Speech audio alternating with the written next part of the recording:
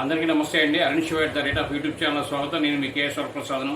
అదే నిజమైతే భారత జాక్పాట్ కొట్టినట్టే. అదేమిటి అనేది వివరాలు చూద్దామండి. ముడి చమురు దిగుమతుల్లో ప్రపంచంలోని 3వ స్థానంలో భారత్ భారీ విదేశీ మారక నిల్వలను ఖర్చు చేస్తోంది. ఈ క్రమంలో కేంద్ర మంత్రి హర్దీప్ సింగ్ కీలక వ్యాఖ్యలు అనేది చేశారు.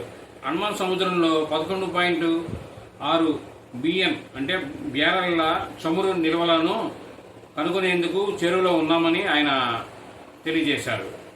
భారత ప్రయత్నాలు సఫలీకృతమైతే ఎకానమీ $3.7 ట్రిలియన్ల నుంచి